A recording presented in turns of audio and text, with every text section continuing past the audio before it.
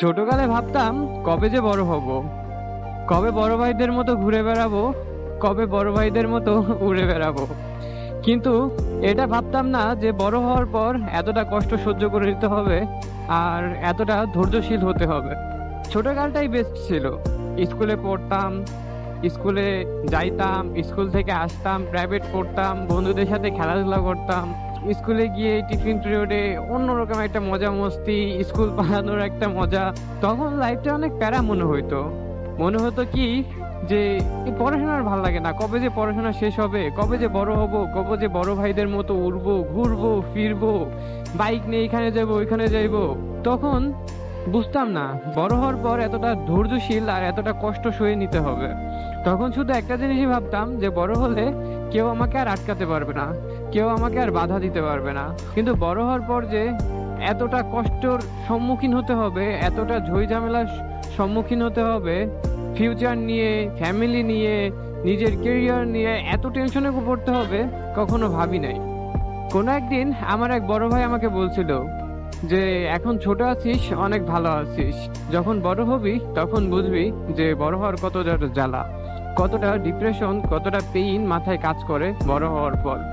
তো আমি তখন বলতাম কি যে বলো ভাই, এই যে ছোটকালে এই যে পড়াশোনা ভাই, এগুলো ভালোই লাগে না টোটালি, কিন্তু এই যে দেখো তোমরা কত সুন্দর ঘুরে ঘাড়ে বেড়াচ্ছ, কত না মজা লাগতেছে।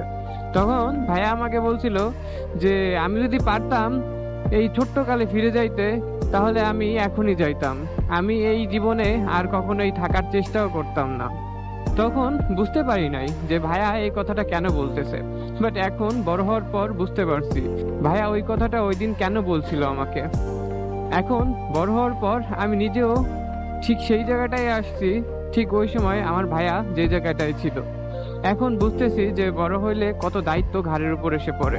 ফ্যামিলিকে নিয়ে টেনশন করা, নিজের ফিউচার নিয়ে টেনশন করা, টাকা পয়সা ইনকাম করতে হবে, বাড়ি করতে হবে, গাড়ি করতে হবে, না হলে গার্লফ্রেন্ড হাতছাড়া হয়ে যাবে।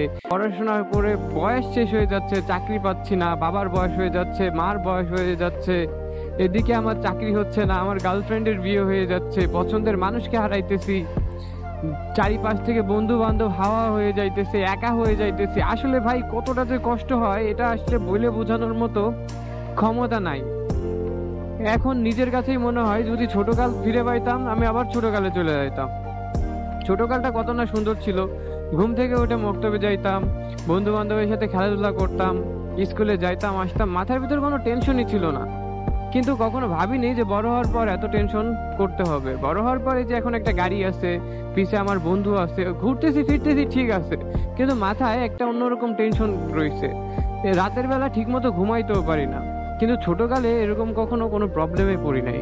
ছোটকালে ইচ্ছা মতো ঘুমাইছি, ইচ্ছা মতো খাইছি দাইছি, ঘুরছি ফিরছি, খেলাইছি, মানে কোনো টেনশন ছিল না মাথায়, অন্তত শান্তিতে একটু ঘুমাইতে পারছি। কিন্তু এখন এমন একটা পরিস্থিতি, শান্তিতে ঘুমাইতেও পারি না। রাতের পর রাত চলে যায়, চোখের ঘুম হারাম হয়ে গেছে, ঘুম আসে না। কি করব না করব এটা ভাবতে ভাবতেই সারা রাত কেটে যায়। কিন্তু ছোটকালে কখনো এরকমটা হয়নি। 7টা না 8টা না বাজতে বাজতে ঘুমাই গেছি। এখন রাত 3টা 4টা বেজে যায়, তাও চোখে ঘুম আসে না। তাই ভাই ছোটকালটাই বেস্ট জীবন ছিল, ছোটকালটাই বেস্ট লাইফ ছিল। এই বড় হওয়ার পর যে আসলে এতটা কষ্ট হবে, তখন যদি বুঝতাম তাহলে আর হয়তো বড়ই হতাম না।